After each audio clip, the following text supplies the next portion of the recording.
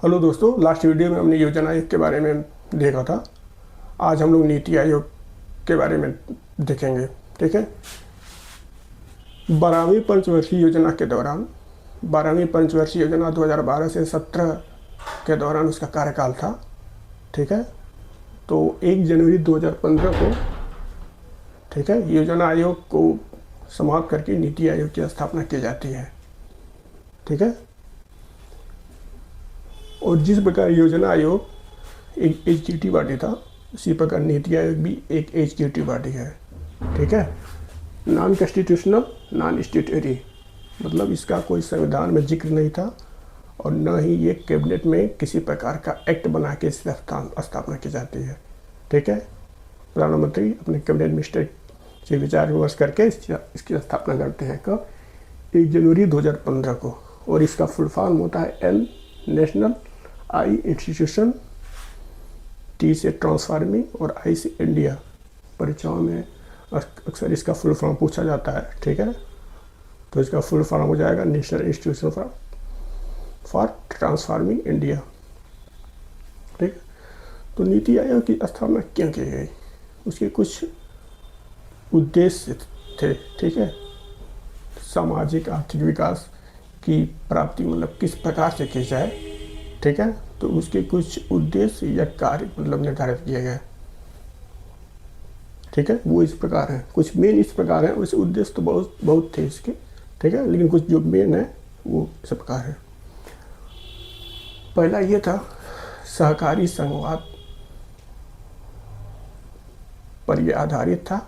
ठीक है। और सहकारी संघवाद को बढ़ावा देना इसका प्रमुख उद्देश्य था। सहकारी संघवाद का क्या मतलब होता है? ठीक है। सहकारी संघवाद, कोऑपरेटिव फेडरलिज्म, इसका मतलब ये होता है कि देश की नीति निर्माण में केंद्र और राज्य दोनों की भूमिका तय हो गई। ठीक है। कोई भी डिसीजन लेना हो, ठीक है, तो केंद्र और राज्य दोनों मिलके डिसीजन लेंगे। ठीक है। ये जो सहकारी संघवाद था, ठीक है, ये ऐसा नहीं है कि पहली बार आया। ठीक है। ये जब योजना आयोग था 1950 में योजना आयोग था। ठीक है। 1952 में एनडीसी की स्थापना की जाती है 1952 में। तो सहकारी संघवाद वहाँ पर भी था। ठीक है। नीति एनडीसी में गवर्निंग काउंसिलिंग की बैठक होती थी। ठीक है। वहाँ पे राज्यों के सीएम या उनके प्रतिनिधि शामिल होते थे। ठीक है। लेकिन नीति आयोग जब 2015 में बना, ठीक है, तो इसके स्ट्रक्चर में ही राज्यों के सीएम की भूमिका तय की गई। ठीक है।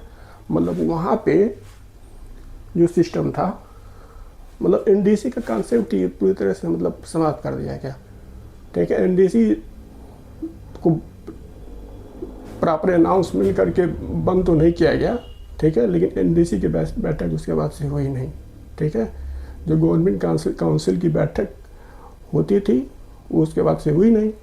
राज्यों के मुख्यमंत्री और यूनियन टेरिटरी के जो भी एलजी हैं, लेफ्टिनेंट गवर्नर, ठीक है, वो सब यहाँ पे सदस्य के रूप में इस्टेब्लिश कर दिए जाते हैं।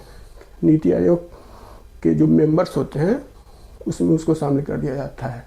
ठीक है। तो इसका मेन उद्देश्य ये था कि सहकारी संघवाद को बढ़ावा देना, एक टीम अप्रोच की तरह काम करना, मतलब सेंटर, स्टेट, केंद्र और राज्य दोनों मिलके अपना कोई भी डिसीजन लेंगे देश के आर्थिक और सामाजिक विकास के लिए।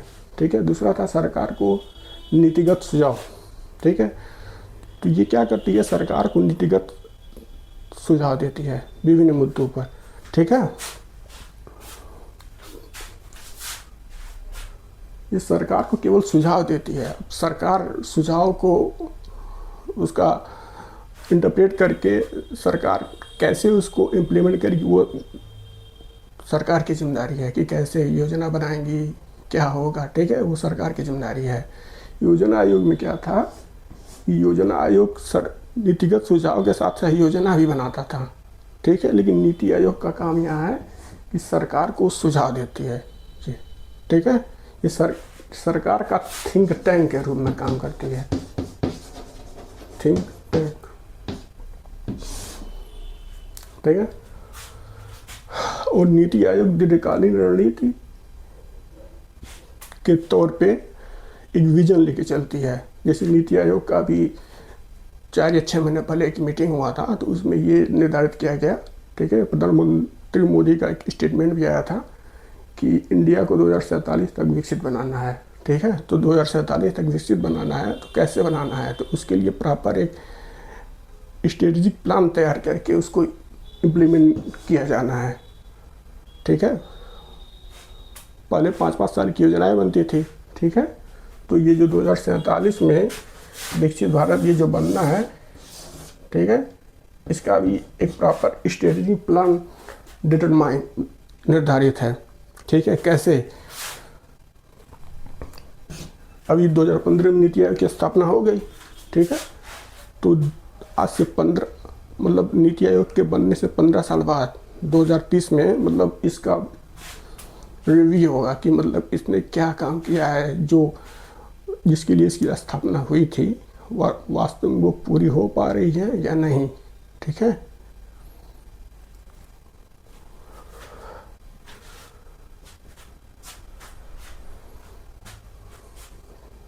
तो क्या बताया मैंने, 2047 में भारत को विकसित भारत बनाना है, और विकसित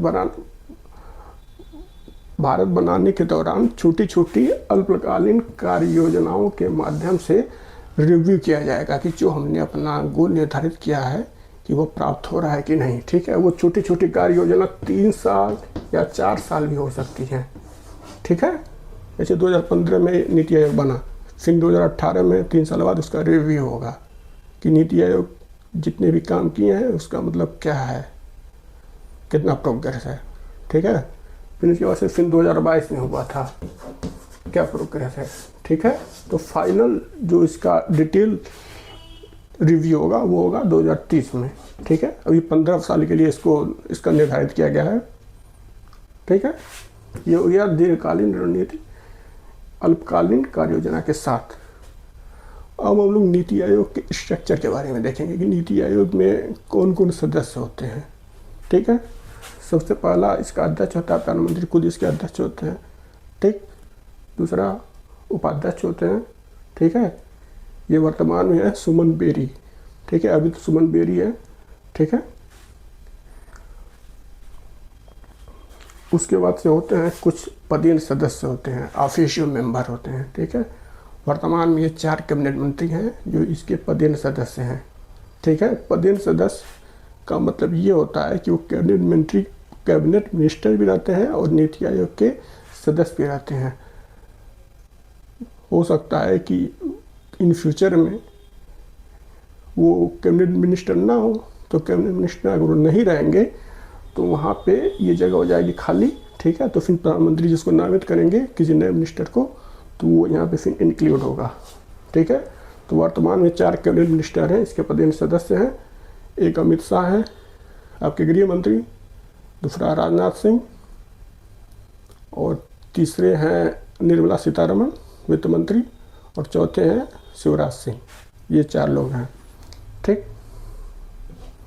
उसके बाद से इसकी संरचना में अगला नंबर आता है गवर्नमेंट काउंसिल का, गवर्निंग काउंसिल का, ठीक है। जैसा मैंने पहले ही बताया कि यह सहकारी संघवाद पे आधारित है, ठीक है। इसमें केंद्र और राज्य दोनों मिलकर एक टीम अप्रोच की तरह काम करते हैं, ठीक है।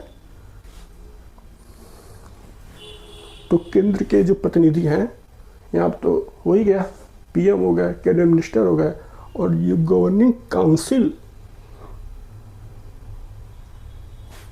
का जो सेक्टर है, इसमें जो गवर्निंग काउंसिल जो है, ठीक है, इसमें राज्यों के मुख्यमंत्री शामिल होते हैं, ठीक है।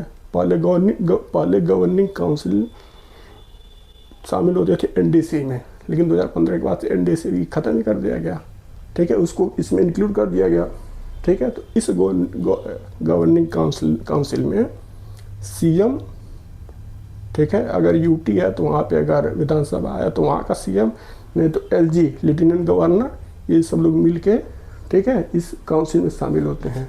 जितनी भी नीति आयोग की मीटिंग्स होती हैं ये लोग पार्टिसिपेट करते हैं, ठीक है। सब राज्य अपनी अपनी बातें रखते हैं, ठीक। ठीक है, इसीलिए ना बोला गया कि टीम अप्रोच। और अगले सदस्य होते हैं सीईओ, ये एडमिनिस्ट्रेटिव हेड रहते हैं, ठीक है, जो भी मतलब सेंट्रल स्टेट के बीच कैसे कोऑर्डिनेट करना है और भी कोई भी ऑपरेशनल एक्टिविटीज़, ठीक है, उसके लिए एक सीईओ चीफ एग्जीक्यूटिव ऑफिसर का पद इसमें दिया गया है, ठीक है।